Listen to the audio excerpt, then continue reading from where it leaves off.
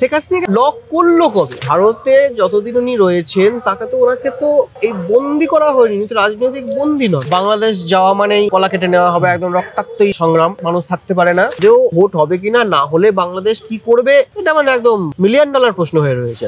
নির্বাচনের আগে বাংলাদেশে কি অশান্তির ছক কষেছে আওয়ামী লীগ? দিল্লি থেকে কি এই পরিকল্পনা করছেন দলটির সভানেত্রী পালিয়ে যাওয়া শেখ হাসিনা, নাকি বাংলাদেশের অভ্যন্তরে এই মুহূর্তে যারা রাজনীতি করছেন তাদেরই কেউ কেউ এই আওয়ামী লীগকে সরাসরি এই অশান্তি পাকানোর পেছনে পৃষ্ঠপোষকতা করেছেন? ইতিমধ্যেই বিএনপির পক্ষ থেকে সম্ভাব্য প্রার্থী তালিকা ঘোষণা করা হয়েছে এবং যতদূর শোনা যাচ্ছে জামায়াতে ইসলামী তারা খুব শিগগিরই প্রার্থী তালিকা প্রকাশ করবে। তবে সংকট এখানে ইঙ্গিত দিচ্ছে, কারণ জুলাই সনদ পিআর পদ্ধতি নিয়ে বিএনপি এবং জামায়াত ইসলামী মুখোমুখি অবস্থান করেছে। ডক্টর ইউনূসের অন্তর্বর্তীকালীন সরকার এক সপ্তাহের সময় বেঁধে দিয়েছে। নির্বাচন ফেব্রুয়ারিতে না হলে কতটা গভীর সংকটে নিমজ্জিত হবে বাংলাদেশ? আচ্ছা, এবারের নির্বাচনেও কি দিল্লির বিরুদ্ধে যে অভিযোগ আসে সবসময় বাংলাদেশের অভ্যন্তরীণ রাজনীতিতে, বিশেষ করে নির্বাচনের আগে ইন্টারফেয়ার করা, সেটা কি দিল্লি করবে, নাকি দিল্লি অনেক বেশি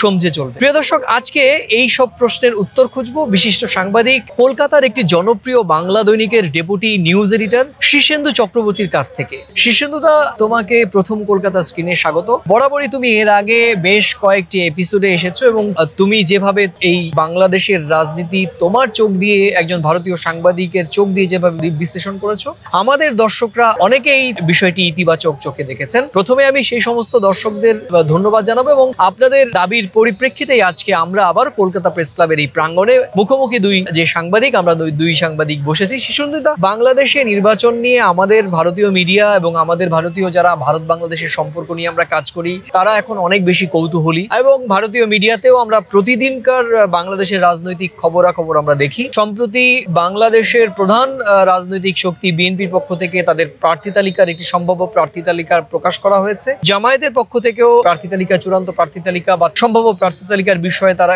ইঙ্গিত দেওয়া হচ্ছে। এর মধ্যে সব মিলিয়ে বাংলাদেশের বর্তমান পরিস্থিতিটা তুমি কিভাবে দেখছো? মানে ঠিক তোমার কাছে বাংলাদেশের এই মুহূর্তে ছবিটা কি রকম আছে? দেখুন, একটা জিনিস, বাংলাদেশে কয়েক মাস পরে ভোট, হিসেব মতন বলা উচিত। তার আগে আওয়ামী লীগ প্রায় এখন ক্ষমতায় নেই, ভোটে দাঁড়াতে পারে তার ঠিক নেই। তবে ভারতের ক্ষেত্রে, ভারতের দিক থেকে নয়াদিল্লিকে যথেষ্ট ইউনূস গভর্নমেন্ট সমীহ করে চলছে, কারণ তারা চায় না আর ভারতকে দূরে সরাতে। তার সাম্প্রতিক উদাহরণ হচ্ছে কালকেই জাকির নায়েকের ভিসা দেওয়ার বিষয়টা বাংলাদেশ কিন্তু আপাতত মুলতুবি করে দিয়েছে। রাইট। যে জাকির নায়েক পাকিস্তানে গেছেন, জাকির নায়েককে ফেরত পাঠানোর কথা ভারত বলেছিল, এই জাকির নায়েক বাংলাদেশে যাচ্ছেন, এরকম একটা কথা শুরু হওয়ার পরই ভারত বাংলাদেশ দেশের মধ্যেই একটা কূটনৈতিক চাপানোতর শুরু হয়েছে। ভোটের আগে যাতে এরকম আর কোনো কিছু না হয়, সম্ভবত সে কারণেই জাকির নায়েকের ভিসাটা বাংলাদেশ কিন্তু বন্ধ করে দিল।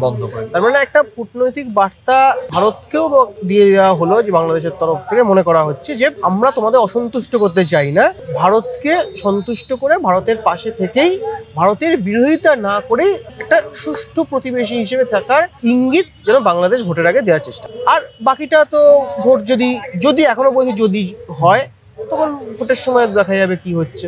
এই মুহূর্তে বাংলাদেশের ছবিটা কি? এটা তো গেল, তুমি বলতে চাইলে যে ভারতের দিক থেকে যে অভিযোগ ছিল বা দাবি ছিল সেটা বাংলাদেশের এই মুহূর্তে অন্তর্বর্তী সরকার ইতিবাচক ভাবে দেখেছে, এবং এটা সত্যিই কিন্তু জাকির সাহেব যদি বাংলাদেশে যেতেন তাহলে হয়তো একটা অস্থির পরিবেশ তৈরি হতো। সেটা দিল্লির পক্ষ থেকেও হয়তো আভাস দেওয়া হয়েছে, এবং বাংলাদেশ সরকারের যারা অর্গান আছে, যারা আইন শৃঙ্খলা রক্ষাকারী বাহিনী, তারা হয়তো তাদের কাছে হয়তো এই রিপোর্টটা ছিল যে বাংলাদেশের নির্বাচনে একটা অশান্তি তৈরি হতে পারে। তুমি তো এমনি জানো সব রাজনৈতিক দলের মধ্যে একটা উইং সিচুয়েশন, নির্বাচনের আগে আবার একটা অশান্তি হয় কিনা, নির্বাচন আদৌ ফেব্রুয়ারিতে হবে কি হবে না, এই ধরনের নানা একটা সম্ভাবনা, আশঙ্কা রয়েছে। তার মধ্যে জাকির নায়েকের যাওয়াটা সত্যিকার অর্থেই বাংলাদেশের নিজের সরকার বা বাংলাদেশের জন্যই হয়তো ক্ষতির বিষয় ছিল, যে কারণে দিল্লির যে দাবি, সেই দাবিতে তারা মান্যতা দিয়েছে। কিন্তু আমার প্রশ্ন হচ্ছে যে বাংলাদেশে এই মুহূর্তে নির্বাচনের পরিবেশটা কি তুমি দেখতে পাচ্ছ, নাকি নির্বাচনের পরিবেশ এখনো নেই?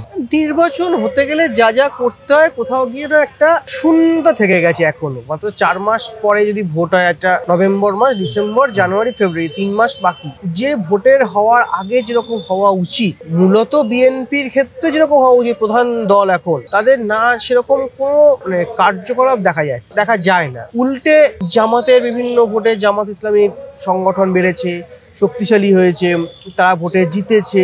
এছাড়া আর কোনো অ্যাক্টিভিটি বিএনপির দিক থেকে কিছু নেই। আওয়ামী দেশের বাইরে বড় হাসিনা বিভিন্ন রকম সময় বিভিন্ন বিবৃতি দিয়েছেন, বিএনপির কোথায় ভূমিকা?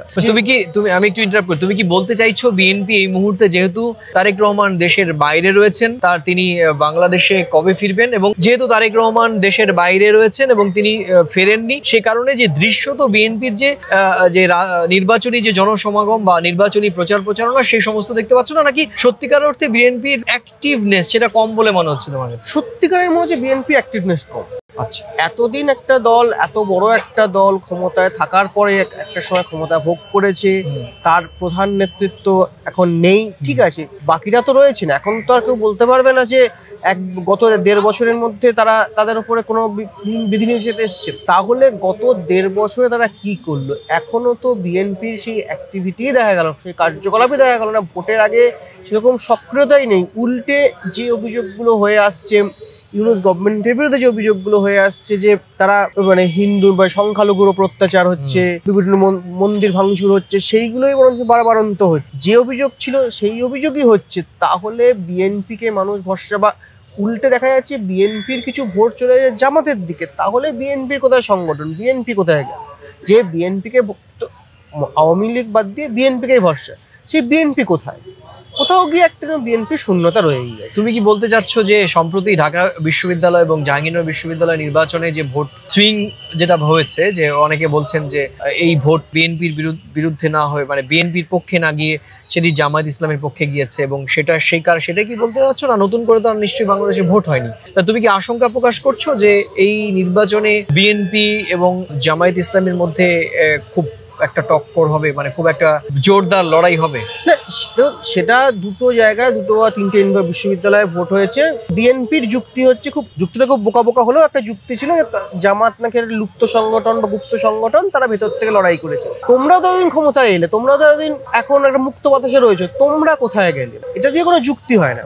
আর বিএনপির যেটা এতদিন, এই যে গত 1.5 বছরে, জুলাই থেকে এখন নভেম্বর, কত বছরে আওয়ামী লীগ বিভিন্ন জায়গায় গোপালগঞ্জের মতন জায়গায় মিছিল করতে পারলো, বিএনপির একটা বড় মিছিল দেখা যায়নি, বিএনপির একটা বড় সংগঠন দেখা যায়নি। উল্টে জামাত ইসলামীর অনেকগুলো সংগঠন হয়েছে, বিভিন্ন কার্যকলাপ করেছে।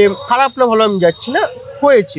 বিএনপির একজন নেত্রী অসুস্থ, এখন সুস্থ হচ্ছেন, একজন বাইরে রয়েছেন, তারা তো নিশ্চয়ই দেশের যারা সংগঠন যারা করছেন, দেশের যে নেতারা রয়েছেন, তাদেরকে কিছু বলবেন, তাদেরকে নেতৃত্ব দেবেন, তাদেরকে নির্দেশ দেবেন। ভারতে থেকে শেখ হাসিনা বিভিন্ন সময় বিভিন্ন রকম বিবৃতি দিতে পারছেন, বিএনপির একজন লন্ডনে এবং একজন বাংলাদেশের থেকেও কোনো বিবৃতি আসে না, সেভাবে কিছু বলেন না। তাহলে কি তাদের দল উদ্বুদ্ধ নয়? তাদের দল কি পিছিয়ে পড়া, মানে হাল ছেড়ে দেওয়া এখনই, মানে ওই চলছে এরকম ব্যাপার? অত ভোটেই বোঝা যাবে। বেশ, তুমি বলতে যাবে, তুমি যেটা ইঙ্গিত দিলে সেটা আমারও তোমার কাছে প্রশ্ন থাকতো, কিন্তু তুমি যখন এই প্রাসঙ্গিকভাবে প্রশ্নটি আমি আগে এগিয়ে আনলাম। তুমি হয়তো দেখেছো যে একটি আন্তর্জাতিক গণমাধ্যম বিবিসি গতকালকে একটা খবর করেছে, এবং সেখানে একটা ইঙ্গিত দেওয়া হয়েছে যে তাহলে শেখ হাসিনাকে কি আনলক করা হচ্ছে, মানে নির্বাচনের আগে শেখ হাসিনাকে বলতে দেওয়ার সুযোগ করা হচ্ছে। তুমি জানো যে 4টি আন্তর্জাতিক গণমাধ্যমে কদিন আগে তার লিখিত সাক্ষাৎকার বেরিয়েছে, এবং সেখানে নির্বাচনে আওয়ামী লীগকে স্পেস না দেওয়া, এবং নির্বাচনে ত্রয়োদশ জাতীয় নির্বাচনে বাংলাদেশে আওয়ামী লীগকে যদি না ভোটে অংশগ্রহণ করতে না দেওয়া হয়, তাহলে আওয়ামী লীগের সমর্থকরা নির্বাচন বয়কট করবে। আন্তর্জাতিক মহলের দৃষ্টি আকর্ষণ করা হয়েছে। শেখ হাসিনা আরো অনেক রকম ভাবে তার পক্ষে যতটা যুক্তিযুক্ত সেটা বলেছেন। এই প্রথম শেখ হাসিনা প্রায় 14 মাস পর আন্তর্জাতিক গণমাধ্যমের মাধ্যমে যেভাবে তিনি বাইরে তার মতামত ব্যক্ত করতে পেরেছেন, সেগুলোকে বিবিসিতে বলা হচ্ছে যে সেগুলো কি তাহলে আমাদের এই ভারত সরকার বা দিল্লির সবুজ সংকেতের পরিপ্রেক্ষিতেই হচ্ছে, অনেকটা আনলক করে দেওয়ার মতো, যে এখন যেহেতু বাংলাদেশে শেখ হাসিনা বা আওয়ামী লীগ স্পেস পাচ্ছে না কথা বলার, গণতান্ত্রিক পরিবেশ নেই আওয়ামী লীগের ভাষায়, সেক্ষেত্রে দিল্লিতে বসেই কি আরো সক্রিয় হবেন আওয়ামী লীগ সভানেত্রী শেখ হাসিনা? এবং একই রকম ভাবে 13 তারিখ, চলতি মাসের 13 তারিখে তারা একটি ঢাকাতে বিক্ষোভ, একটা লকডাউন ডেকেছে, সেই লকডাউনটাও কি শান্তি ছড়াবে না অশান্তির বাতাবরণ তৈরি করবে? তুমি কিভাবে দেখছো বিষয়টা?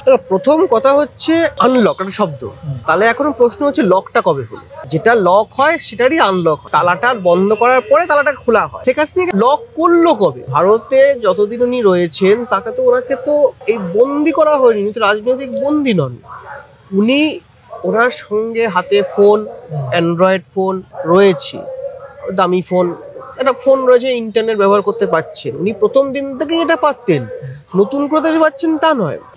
উনি টেলিগ্রাম বলুন বা বিভিন্ন সোশ্যাল মাধ্যমে উনি বিবৃতি দিয়েছেন। তাহলে ওনাকে ভারত সরকার কবে লকটা করলো যে আনলক নতুন করে হবে? এবার একটা কথা বলি, আমাদের জাতীয় প্রেস ক্লাবের যিনি প্রেসিডেন্ট গৌতম লাহিড়ী, উনি বাংলাদেশ বিশেষজ্ঞ, ওনার সঙ্গে এই বিষয়টা কথা হচ্ছিল সম্প্রতি। তাতে ওনারা স্পষ্ট কোটান করে বক্তব্য ছিল, এটা একটা বিভ্রান্তি ছড়ানো।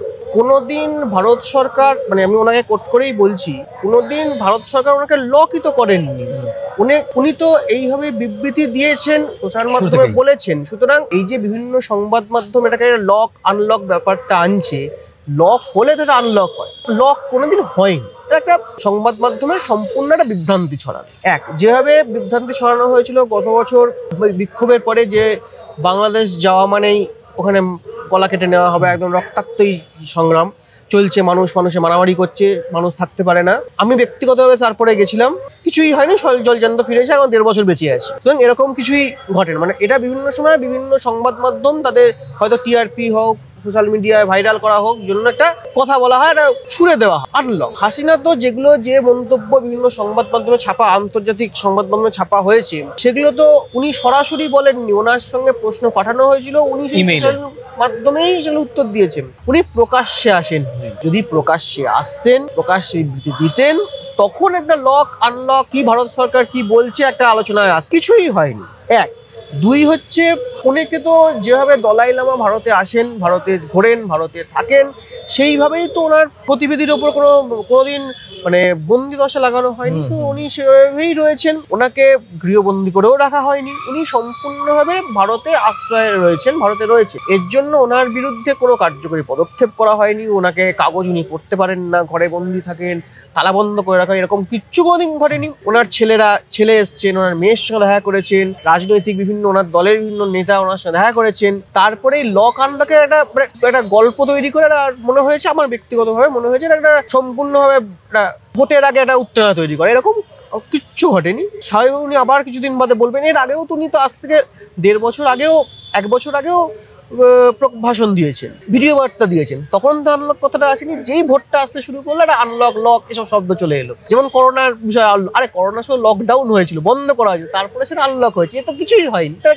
কি আনলক হলো? 1, 2 হচ্ছেন যে এর মধ্যে ভারত সরকার তো প্রথম থেকেই বলেছেন যে আমাদের একটাই দাবি, একটাই আমাদের নীতি, বাংলাদেশে সুষ্ঠুভাবে ভোট, জনগণ যাকে মেনে নেবে তার পাশে আমরা আছি, সেটা আমাদের নীতি। এর বাইরে আর কোনো নীতি নেই, ওর বাইরে আর কোনো কিছু বলা হয়। আর যেটা উনি ওনার মতন করে বলেছেন, ওনার দল যেভাবে গ্রহণ করছেন, ওনার দলকে উনি একজন নেত্রী হিসেবে ওনার যা মন্তব্য ছিল উনি করেছেন, ওনার দল সেভাবে নিচ্ছেন। 13 তারিখের একটি কর্মসূচি, যেটা আমি বলছিলাম যে এই অশান্তি কি দিল্লি থেকেই ছড়ানো হচ্ছে কিনা, এবং সেই উস্কানি কি ও শেখ হাসিনা দিল্লিতে বসেই করছেন কিনা। কারণ 13 তারিখে বাংলাদেশে একটা শাটডাউনের কর্মসূচি দেওয়া হয়েছে, এবং সেটা গত কয়েকদিন ধরে ভীষণ সোশ্যাল মিডিয়াতে বড় তোড়জোড় দেখা দিয়েছে। তাহলে নির্বাচনের আগে এই ধরনের রাজনৈতিক কর্মকাণ্ড কি নির্বাচনকে বাধাগ্রস্ত করতে পারে? 13 তারিখে হাসিনার বিরুদ্ধে একটি রায় ঘোষণা করার কথা আছে, এটা আদালতের রায় ওনার বিরুদ্ধে ঘোষণা হবে। তার প্রেক্ষিতেই এটা একটা প্রতিবাদ। ভারত থেকে কোনো উত্তেজনামূলক, উস্কানিমূলক কোনো বিবৃতি কোনো সময় ভারত সরকার সমর্থন করেনি, করবে না, করছেও না।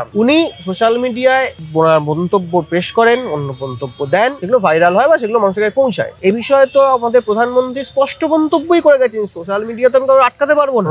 ফেসবুকে বা টুইটারে বা ওনার যে অনলাইন যে বিভিন্ন মাধ্যম আছেন, উনি কি বলবেন সেটা থেকেও আটকাতে পারেন না। সেটা উনি বলছেন, এতে ভারতে থাকা হতে পারে, বাইরে থেকেও বলতে পারেন। এর মধ্যে ভারত সরকার কোনো ভূমিকা নেই, থাকবেও না। ভারত সরকার ওনাকে যাতে উনি সুস্থ হয়ে থাকতে পারেন, ওনার নিরাপত্তা নিশ্চিত হতে পারে, উনি ভালোভাবে থাকতে পারেন, সেই ব্যবস্থাটা করেছে। এর বাইরে আর কোনো ভারত সরকারের কোনো ভূমিকা নেই, আশা করি আগামী দিনেও থাকবে না।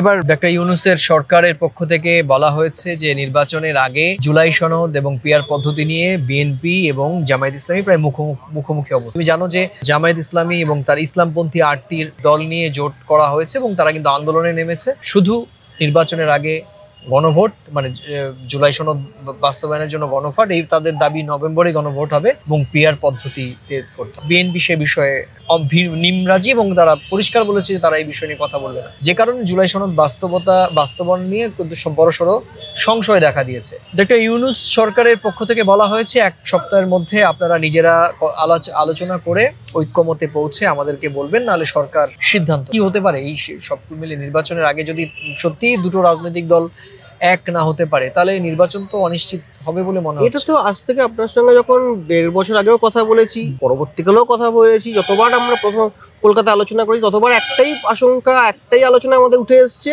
আদৌ ভোট হবে তো। এখনো বলছি আদৌ ভোট হবে তো ভোটটা হোক, ফেব্রুয়ারি মাসে দিন ঘোষণা হোক, মানুষ ভোট দিক, তারপরে আমরা বলবো হ্যাঁ ভোট হয়েছে। এখনো যা অবস্থা, এখনো যা করছে ইউনূস গভর্নমেন্টের একাধিক পদক্ষেপে একাধিক মানুষের ওপরে একাধিক বিষয়ে অভিযোগ রয়েছে। সে দলের ছোট বড় মেজো যে নেতাই যেভাবে দায়িত্ব রয়েছে ইউনূস গভর্নমেন্টের একাধিক অভিযোগ রয়েছে, বিএনপির অভিযোগ রয়েছে, জামাতের অভিযোগ রয়েছে, এমনকি নতুন যে ছাত্র দল গঠন তাদের অভিযোগ রয়েছে। এদেরকে এনে কি করে করবেন, আদেও ভোট হবে কিনা, না হলে বাংলাদেশ কি করবে, এটা মানে একদম $1,000,000 প্রশ্ন হয়ে রয়েছে এখন। তবে তুমিও আশঙ্কা প্রকাশ করছো যে নির্বাচন হবে কি হবে না, সেক্ষেত্রে একটা বড় আশঙ্কা রয়েছে সব রাজনৈতিক দলগুলোর মধ্যে। এক্ষেত্রে তাহলে ভারত বাংলাদেশের সম্পর্ক কোন দিকে যাবে? কারণ ভারত এবং বাংলাদেশের সম্পর্ক তো ভারতের পক্ষ থেকে বারবার বলা হয়েছে যে নির্বাচিত সরকার এলেই কেবলমাত্র ভারত এবং বাংলাদেশের যে সম্পর্ক অতীতে ছিল সেরকম ভাবে হবে, আর নাহলে চালিয়ে যাওয়ার মতো সম্পর্ক যেরকম ভাবে আমরা গত 14 মাস ধরে দেখেছি সেরকম ভাবে থাকবে। কিন্তু তাতে আসলে দুই দেশের সাধারণ মানুষের মধ্যে সম্পর্ক পুনঃস্থাপন হওয়ার ক্ষেত্রে, যেমন ভারত সরকার এখনো পর্যটক ভিসা দেয়নি, কলকাতার একটা বিস্তীর্ণ এলাকা বাংলাদেশি পর্যটক শূন্য এবং সেখানে অর্থনীতি প্রায় কিছুটা হলেও ধুঁকছে। সীমান্তবর্তী এলাকাগুলো তো আগে বাংলাদেশি মানুষের পদচারণা ছিল, সেখানেও কমেছে, আসা যাওয়া কমেছে। দুই দেশের মানুষের মধ্যে প্রধান যে কণ্ঠস্বর গণমাধ্যমে, দুই দেশের গণমাধ্যমের মধ্যে পরস্পরের মধ্যে দেখা যাচ্ছে বৈরিতা সম্পর্ক। এবং শুধু তাই নয়, আমরা দেখেছি যে যারা শিল্পী সাহিত্যিক তাদের মধ্যেও দুই দেশের মধ্যে পারস্পরিক একটা বৈরী সম্পর্ক, যারা সাধারণ মানুষের কণ্ঠস্বর হয়ে কাজ করে। তাহলে সম্পর্কটা আসলে তলানিতে ঠেকছে, আগামীতে আরো খারাপ, একদমই প্রচন্ড তলানিতে ঠেকছে। আর যদি ভোট না হয়, নির্বাচন না হয়, আরো তলানিতে ঠেকবে। দেশের সাংস্কৃতিক, রাজনৈতিক, কূটনৈতিক সব রকম সম্পর্ক আরো খারাপ হবে এবং আরো বিভিন্ন রকম মানে যেগুলো অনৈতিক কার্যকলাপ বাড়তে থাকবে, পরিস্থিতি আরো খারাপ হবে। এবার সেখানে যদি একটা সুষ্ঠু সরকার না আসে, কিভাবে, সেটা তো ওদের ভন্তরীণ ব্যাপার একটা দেশের, কিভাবে হবে, কিভাবে করবে, আদৌ করবে কিনা, আদৌ চান কিনা, এখনো সন্দেহ আছে আদৌ চান কিনা। যদি চান কিভাবে চাইবেন ওনারা বলতে পারবেন, কিন্তু যদি ভোট না হয়, নির্বাচন না হয়, আগামী দিন দুই প্রতিবেশী দেশের মধ্যে সম্পর্ক খুব খারাপের দিকে যাবে। আপনাকে অনেক ধন্যবাদ। কথা বলছিলাম বাংলাদেশের নির্বাচনের কারণেই বাংলাদেশ ভারত সম্পর্কের ভবিষ্যৎ, এবং যেটি আলোচনার এখন কেন্দ্রবিন্দু আগামী 13 তারিখে বাংলাদেশে কি হতে চলেছে। আওয়ামী লীগের পক্ষ থেকে যে রাজনৈতিক কর্মসূচি দেওয়া হয়েছে, সেই রাজনৈতিক কর্মসূচিকে ঘিরে বাংলাদেশ আবার নতুন করে উত্তাল হয় কিনা, এবং এই উত্তাল হওয়ার পরিপ্রেক্ষিতে নির্বাচনের ওপর কোনো প্রভাব বিস্তার করে কিনা, কিংবা জামায়াত ইসলামী এবং বিএনপির মধ্যে পিআর পদ্ধতি এবং জুলাই সনদ বাস্তবায়ন নিয়ে তারা এক টেবিলে আলোচনায় বসতে পারেন কিনা, এই সমস্ত বিষয় কিন্তু এখন একটা প্রশ্নের উদ্রেক তৈরি করে। প্রিয় দর্শক, আমরা আলোচনা করে এই সমস্যাগুলো বার করার চেষ্টা করলাম, এবং এই সমস্যার সমাধান বাংলাদেশের সাধারণ মানুষই করতে হবে। কারণ দিন শেষে বাংলাদেশের সাধারণ মানুষই নির্ধারণ করবেন যে তারা কোন দিকে বাংলাদেশকে নিয়ে যেতে চান। যেমন 2024-এর 5 আগস্ট বাংলাদেশের সাধারণ মানুষের এই মুহূর্তে কোটানকোট তাদের বক্তব্য যে স্বৈরাচার এক সরকারের তারা পতন ঘটিয়ে নতুন বাংলাদেশের দিকে এগিয়ে যাচ্ছেন, এবং যে বৈষম্য বিরোধী বাংলাদেশের দিকে নিয়ে যাবেন বলে প্রচুর সংখ্যক মানুষ তারা প্রাণ দিয়েছেন, রাস্তায় বুক চিতিয়ে শহীদ হয়েছেন, সেই সমস্ত শহীদদের রক্তের যে ঋণ, সেটি শোধ হবে সম্ভবত যদি বাংলাদেশে সুষ্ঠু এবং স্বাভাবিক নির্বাচনের মধ্য দিয়ে একটি গণতান্ত্রিক সরকার প্রতিষ্ঠা হয়, এবং সেখানেই একমাত্র বাংলাদেশের ভবিষ্যৎ সামনের দিকে ইতিবাচকভাবে এগিয়ে যাবে। আমাদের সেই প্রত্যাশা, এবং সেই দিকে আমরা তাকিয়ে থাকবো। বাংলাদেশ সুন্দরভাবে বাংলাদেশ বিনির্মাণ হোক। ভারতের আমরা একজন নাগরিক হিসেবে, একজন বৈদেশিক সংবাদদাতা হিসেবে আমাদের সেই প্রত্যাশা রইল। প্রিয় দর্শক, আমার বিশ্বাস যে যেখান থেকে দেখছেন আমাদের এই বক্তব্য, এই আমাদের মন্তব্যের সঙ্গে আপনারা কোথায় কোথায় সহমত কিংবা ভিন্নমত, সেটা আপনারা মন্তব্যের কলামে লিখে জানাবেন, এবং একই সঙ্গে এই ভিডিওটি ভালো লাগলে শেয়ার করতে পারেন। অবশ্যই চ্যানেলটি নতুন হলে সাবস্ক্রাইব করবেন। আর আমাদের অতিথি, আমরা আপনার এই দীর্ঘ মন্তব্য বা বিশ্লেষণ শুনলাম প্রথম কলকাতার পক্ষ থেকে, আপনার প্রতি গভীর কৃতজ্ঞতা। প্রিয় দর্শক, আজ আজ এ পর্যন্তই। আবার দেখা হবে নতুন কোনো বিষয়ে, নতুন কোনো অতিথির সঙ্গে। ততক্ষণ ভালো থাকুন, সুস্থ থাকুন এবং সবাই নিরাপদে থাকুন। নমস্কার।